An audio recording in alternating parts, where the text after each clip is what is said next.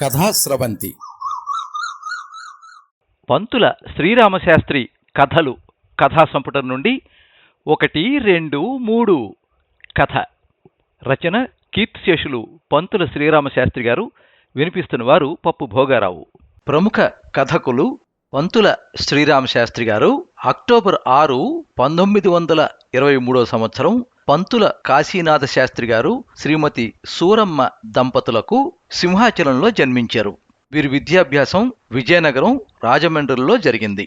వీరు 1946 నుంచి 1973 వరకు ఉపాధ్యాయ వృత్తి GCD high school Rayagada, head master Junagarh high school ఒరిస్సాలలో విధులు నిర్వహించారు. వీరి ధర్మపత్ని శ్రీమతి స్వరాజ్యలక్ష్మి. ఆసక్తి రచన, ఆధ్యాత్మిక గ్రంథ పఠనం, సంగీతం. వీరి కలం పేర్లు స్వైరవిహారి, హర్షవర్ధన్, జానకి జాని, పంతులు, శాస్త్రి ఇత్యాదులు. పంతుల శ్రీరామశాస్త్రి గారి కథలు భారతి, ఆంధ్ర వారపత్రిక, ఆనందవాణి, ఢంక, వినోదిని, రూపవాణి, ప్రజాబంధు మొదలుగా గల తెలుగు పత్రికలన్నింట్లోని వెలువడ్డాయి. శాస్త్రి గారు ప్రారంభంలో అటు పద్యాలు ఇటు కథలు రాశారు. వీరి కొన్ని కథల్లో ప్రౌఢమైన పద్య కవిత్వం గోచరించేది. మొదటి నుంచి తుది వరకు ఒకే ఊపున చదివించగలగడము, చదువుతున్నంతసేపు తల్లీనత కలిగించడము, చదివిన తర్వాత వాటిలోని వ్యక్తులు, సంఘటనలు మనస్సులో నిలిచి మెదడికి కొంత పని కలిగించడము శ్రీ శాస్త్రి గారి కథల్లో కొన్ని విశిష్ట లక్షణాలు. కిల్లీ దుకాణం కథ 1951లో మే నెల ఆంధ్రపత్రికలో ప్రచురించబడింది. 1952లో న్యూయార్క్ హెరాల్డ్ ట్రిబ్యూన్ నిర్వహించిన ప్రపంచ కథానికల పోటీకి భారతదేశం నుండి ఆంధ్రపత్రిక పంపిన 4 కథలలో కిల్లీ దుకాణం ఒకటి.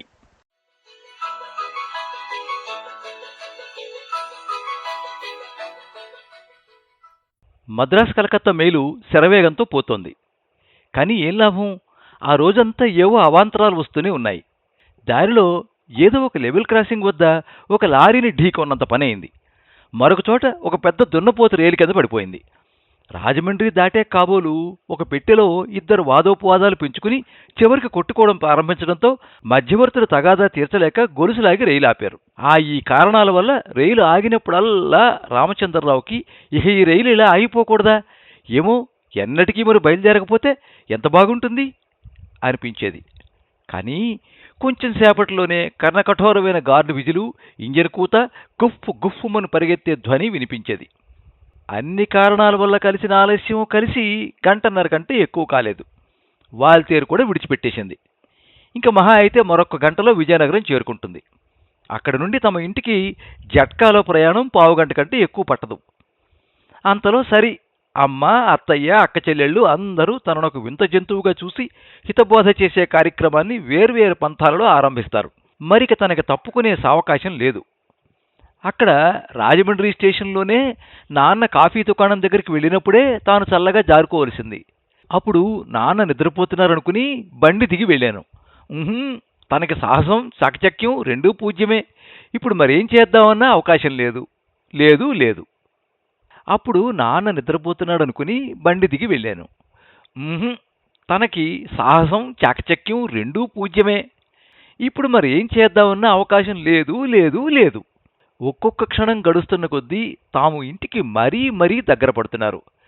తనకు క్రమక్రమంగా నిస్పృహ, నిరాశ ఎక్కువ అవుతున్నట్టే నాన్నకు సంతోషం, విజయగర్వం ఎక్కువ అవుతున్నాయి.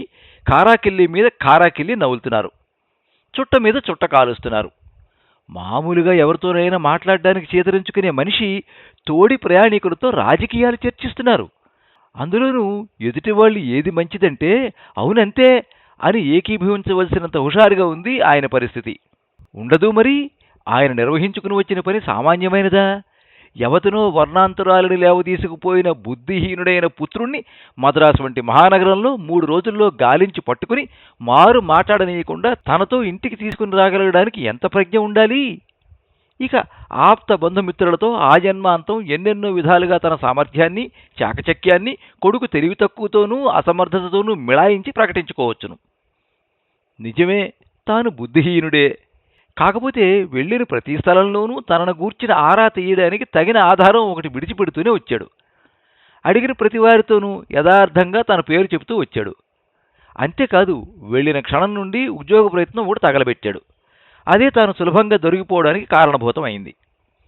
ఉమా అంటూనే ఉంది, ఎందుకు ఇప్పటి నుండి తొందరపడతారు, ఒక నెలాళ్ల పాటు హాయిగా గడుపుదాము, ఇంకా మరేవైనా స్థలాలు కూడా తిరుగుదాము, మన దగ్గర ఉన్న డబ్బుతో జాగ్రత్తగా వాడుకుంటే ఓ ఏడాది గడిచిపోతుంది, తర్వాత ఎలానూ ఉద్యోగం చేయడం తప్పదు, ముందు కొన్నాళ్ల పాటు సరదాగా ఉండకూడదా? ఆమె మాటలు విని ఉంటే ఈ అవస్థ పట్టి ఉండకపోయేది. కానీ విని ఉండడం ఎలాగా? తాను కేవలం ఆమె డబ్బు మీద ఆధారపడడం ఇష్టం లేని ప్రయోజకుడని ఆమె అనుకోవాలని ఉద్యోగాన్వేషణకి బయలుదేరాడు. అదే చివరికి ఇలా కొంపముంచింది. సింహాచలం దాటింది. పెందుర్తి దగ్గర పడినట్టుంది. ఇక నింతే మరెట్టి అవాంతరాలు లేకుండానే మెయిల్ ఈ రోజున విజయనగరం చేరుకుంటుంది. వార్తాపత్రికలు చూస్తూ ఉంటే ప్రతిరోజు ఎక్కడో ఒకచోట రైలు ఢీకొన్నట్టో, పట్టాలు తప్పిపోయినట్టో ఏవో వార్తలు కనిపిస్తూనే ఉంటాయి. కానీ హఠాత్ ప్రమాదాలు మాత్రం సరిగా కావాలన్న సమయానికే వస్తాయా? చీకటి పడుతోంది. మధ్యలో ఆలస్యం లేకపోతే ఈసరికి తాను ఇంటికి చేరుకుని ఉందును. చేరుకుని ఉండడం కాదు, తీసుకుని పోబడి ఉందును. తాను ఇంతటి అసమర్థుడు. పారాయి ఊళ్ళో ఒంటరిగా కనిపించినప్పుడు సైతం నీ లక్ష్యం నాకేమిటి, నా ఇష్టం వచ్చినట్టు చేస్తాను అని తండ్రిని ఎదిరించలేకపోయాడు. ఇకను ఇంటికి వెళ్ళిన తర్వాత తన ఇష్టానిష్టాలతో ప్రసక్తి ఏముంటుంది? అమ్మా నాన్న ఏది చేయమంటే అది చేస్తాడు, ఏది తప్పంటే అది మాంతాడు. ఇటువంటి గంగిరెద్దు బతుకు బతకవలసిన తాను ఉండవలసినట్టు ఉండక ఇంకొక వ్యక్తి జీవితాన్ని కూడా పాడు చేశాడు. నిన్న నీ పాటి వేళకు తాను బసకు చేరుకుని ఉండవలసిన మాట, ఉద్యోగం కూడా దొరికినంత పనయింది. సంతోషంగా కాఫీ హోటల్లో పలహారం చేసి ఉమకని జిలేబీ, మైసూర్పాక్, పకోడీ పొట్లం కట్టించి బయలుదేరాడు. ఒక్కబడి నోట్లో వేసుకుని సిగరెట్ 2 పీల్పులు పీల్చి బస్టాండ్ వంక 4 అడుగులు వేశాడో లేదో చెన్నై సూరిగారు బడియా చేత ధరించి 2వ యమున వలి పొలము కాపు ప్రత్యక్షమైనాడన్నట్టు మెళ్ళో జరి అంచుల వాణి, బుగ్గను ఖారాకిల్లి, చంకన దినపత్రిక, వంక చేతికర్ర వీటితో నాన్న ప్రత్యక్షం. ఆ సమయంలో నిజమైన యముడు కనిపించి వస్తావా అన్నా ఎక్కువ సంతోషించి ఉండేది తన మనస్సు. కాదు, తక్కువ బాధపడి ఉండేది. యముడొస్తే అతని వెంట వెళ్ళిపోవడంలో ఉమకు బుద్ధిపూర్వకంగా పెద్ద అన్యాయం చేయడం ఏమీ లేదు. ప్రస్తుతం తన ప్రవర్తనలో స్వార్థం, మోసం, క్రౌర్యం, కౌటిల్యం అన్నీ అంతర్లీనమై ఉన్నాయి. తన ఈ ప్రవర్తనను ఇతరులు ఎవరైనా క్షమించినా తాను మాత్రం ఆ జన్మాంతం క్షమించుకోలేడు. తానెందుకంత అసమర్థుడిగా ప్రవర్తించాడు? నాన్న కనిపించి నాతో రా అనేసరికి ఎందుకలా మేకపిల్ల అయిపోయాడు?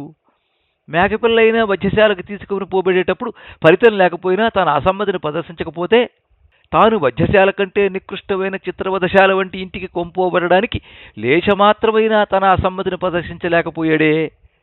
ఇంతకంటే ససవతనం ఇంకేముంటుంది? తాను రానని ఎదురు తిరిగి ఉంటే ఏమై ఉండేది? అక్కడ నడిరోడ్డు మీద దండించి ఉండేవారా? 10 మంది చుట్టూ చేరి ఉండేవారు. అయితేనే కొందరు తనను సమర్థించేవాళ్లు మాత్రం ఉండకపోదురా? ఇతరులు సమర్థించడంలో ఏముంది? తనకు తాను సమర్థించుకునే శక్తి శూన్యమైనప్పుడు ఒక్క కఠినమైన మాట అయినా కూడా తన చిత్తం వచ్చినట్టు నడిపించి తీసుకొచ్చారు నాన్నగారు. ఇప్పుడు ఇలా ఎందుకు పనికిరాని ఆలోచనలు చేస్తూ కూర్చున్నట్టుగానే నిన్న సాయంత్రం అంతా కూడా తలా తోకలేని ఆలోచనలతో మెదడు చించుకున్నాడు గాని పనికి వచ్చే పని లవలేశమైనా చేయలేకపోయాడు. టిక్కెట్లు తెచ్చే పని తనకే అప్పచెప్పారు నాన్నగారు. అప్పుడు ముందు అనుకున్నట్టుగా ఒక టిక్కెట్టే కొని, నాన్న నేను రాలేను, మీరు వెళ్ళండి అని ఉండవలసింది. ఏవైనా సరే ప్రస్తుతానికి ఈ ప్రయాణం తప్పిపోయి ఉండును. ఉమను మరొక మారు చూసి వస్తాననడానికి కూడా నోరు వచ్చింది కాదు. అలా అనకపోయినందువల్ల ఆయన తననేమీ ఎక్కువగా మంచివాడనుకోవడం లేదే.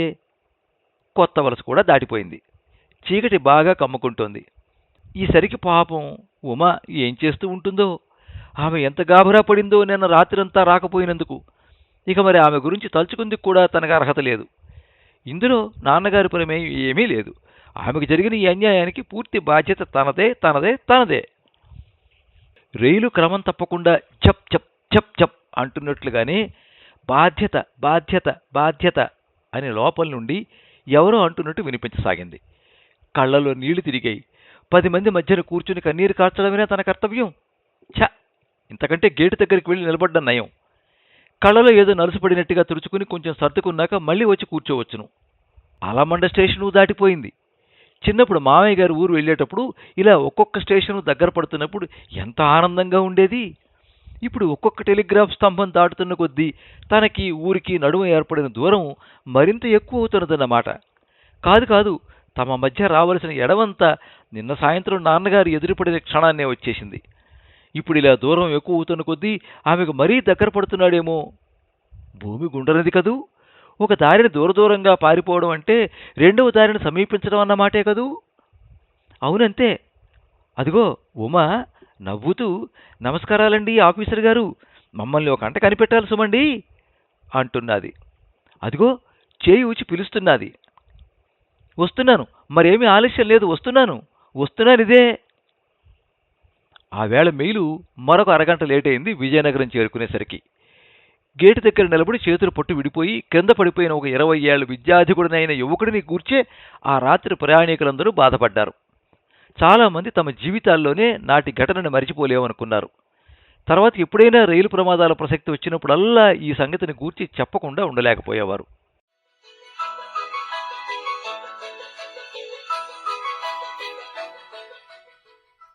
క్షమించండి, మరి నేను చేయగలిగింది ఏమీ లేదు. అది కాదమ్మాయి, నీకు జరిగిన అన్యాయానికి నేనే కాదు, మావాడు కూడా బాధ్యుడే.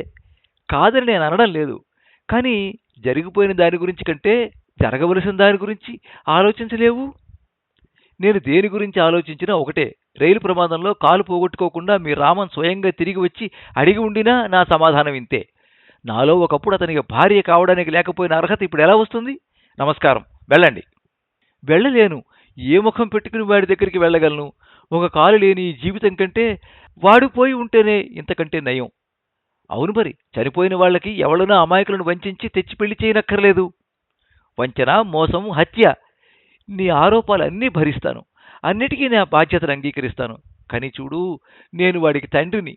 కేవలం స్వార్థ బుద్ధితోనే వాడి సుఖాన్ని అభిలషిస్తున్నాను. అందుకుగాను నిన్ను శక్తికి మించిన త్యాగం చెయ్యమంటున్నాను.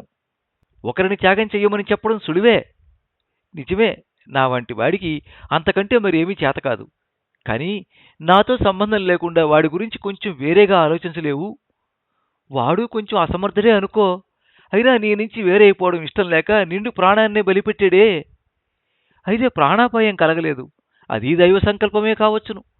అటువంటి వాడిని నువ్వు క్షమించి ప్రేమించలేవా? నా సమాధానం ఏదో నేను ఇదివరకే చెప్పాను. అనకూడని మాటే గాని ఆయన మీకు దక్కి ఉండలేదనుకోండి, అప్పుడు ఇక్కడ నన్ను నక్కలు కుక్కలు పీక్కుతుంటున్నాయన్నా సంతోషించి ఊరుకునేవారే గాని ఏవైనా సహాయం చేసి ఉందిరా? బాగా అడిగావు. నాలో స్వార్థం తప్ప మరొకటి లేదు. అందులో నీ గురించి నాకు మొదట్లో కలిగిన ద్వేషం అంతా ఇంతనా? అయితే దానితో నీకేం సంబంధం? పెద్దవాళ్లతో ఏ సంపర్కం లేకుండా మీ డబ్బు, మీ ఇల్లు అంతా వేరే ఏర్పాటు చేస్తాను. వాడికి వేరే మరెక్కడా పెళ్లి చేయడానికి పిల్ల దొరక్క నేను ఇలా ప్రాధేయపడుతున్నాను అనుకోకు. మా వాళ్లలో ఇప్పటికీ మేము చేసుకుంటేనే చాలునని చూసేవాళ్లు కావలసినంత మంది ఉన్నారు. అయితే వాడికి నీ మీద ఉండే ప్రేమను నేను ఎన్నటికీ మరిచిపోలేని విధంగా గుర్తించి ఉన్నాను. నువ్వు నర్సు అయ్యి మానవ సేవ చెయ్యాలని కదా అనుకుంటున్నావు. నిన్నొక దేవతగా ఎంచుకునే మనిషికి సేవ చేయడంలో ఆనందం పొందలేవు? మీరు పెద్దవారు, చాలా బాగా మాటలు చెప్పగలరు. కాబట్టే అంత సులభంగా ఆయనను నా దగ్గర నుండి తీసుకుని పోగలిగారు. కానీ ఇప్పుడు మీ మాటల నేర్పు వల్ల, తెలివితేటల వల్ల ప్రయోజనం లేదు. మనిషికి తానేమో గొప్ప పని చేస్తున్నాననిపించి చెయ్యాలే గాని ఒకరి బలవంతం వల్ల ఏం చేయబడుతుంది? నేనిప్పుడు మీ మాటలకు లొంగిపోయినా మనలో ఎవరికీ తృప్తి, సంతోషం ఉంటాయని నాకు నమ్మకం లేదు. అయితే మీరు, నేను ఆయన్ని నిజంగా ప్రేమించి ఉంటే ఆయన కోసం ఈ మాత్రం త్యాగం చెయ్యలేనా అన్నట్టు సూచించారు. మీ వల్ల, ఆయన వల్ల నేను వంచింపబడకుండా ఉంటే ఒక కాలు కాదు, ఇంకా ఎటువంటి వైకల్యాలు సంభవించినా ఆనందంగా భరించి కూలి పని చేసైనా ఆయన్ని పోషించి సుఖపెట్టి ఉందును. ఇప్పుడు ప్రధానమైన అడ్డంకి అంగవైకల్యం కాదు, నా అనర్హత. మరి మీరు వెళ్ళండి. కావాలంటే నేను పోయానని చెప్పండి. లేదా తన ప్రేమకు అర్హతలానో లేదన్నట్టుగా మీ ఇష్టం వచ్చినట్టు కల్పించి చెప్పండి.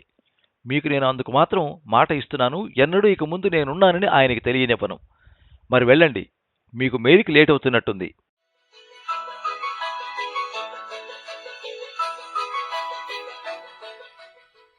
రైలు పెట్టెల్లో తలుపు తీసి అడ్డంగా నిలబడడం సర్వసాధారణంగా జరిగే సంగతే. అయితే సాధారణంగా ఎప్పుడో ఒకప్పుడు చేతులు పట్టు వదిలి మనుష్యులు ముందుకు తూగి పడిపోవడం తటస్థిస్తుంది. అలాగే మేడమెట్లు మామూలుగా ఎక్కి దిగడానికి ఉద్దేశించినవే గాని కాలు జారిపడి దొరలడానికి కాదే. కాక మెట్ల మీద నుండి పడిపోయినంతలో ప్రాణాపాయం కలగాల? ఏమో, ఏమిటి చెప్పగలం? ఒక్కొక్కప్పుడు అలా తటస్థిస్తాయి. రైల్లోంచి కావాలని కింద పడిన మనిషి అంగవైకల్యంతో బయటపడడం, మెట్ల మీద నుండి జారి దొర్లిపడిన మనిషి మరొక గంటలోనే ప్రాణం పోగొట్టుకోవడమును.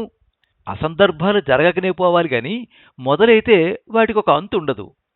అంతవరకు ఏమాత్రం సందేహం లేకుండా నిశ్చయించుకున్న వ్యక్తి తన ఉద్దేశం మార్చుకుని చనిపోయిన మనిషి ఆత్మశాంతికని అతను చివరి ఘడియల్లో హాస్పిటల్లో కోరిన విధంగా అతని కుమారుని పెళ్లి చేసుకోవడం మూడవది. ఆ తర్వాత వాళ్ళ జీవితాల్లో సంభవించిన సందర్భాల గురించి తెలుసుకునే ఓపిక మనకి లేదు.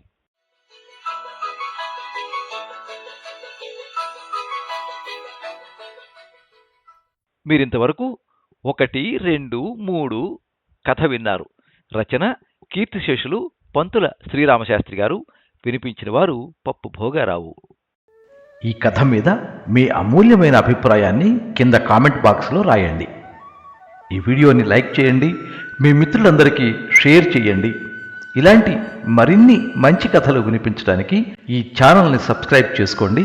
పక్కనే ఉండే బెల్ ఐకాన్ని క్లిక్ చేస్తే ఇలా అప్లోడ్ చేసే వీడియోల వివరాలన్నీ కూడా మీకు ఎప్పటికప్పుడు నోటిఫికేషన్ ద్వారా తెలుస్తాయి. ఎప్పుడు మీ అభిమానాన్ని కోరుకునే పప్పు భోగారావు. సర్వే జనాః సుఖినో భవంతు. కథా స్రవంతి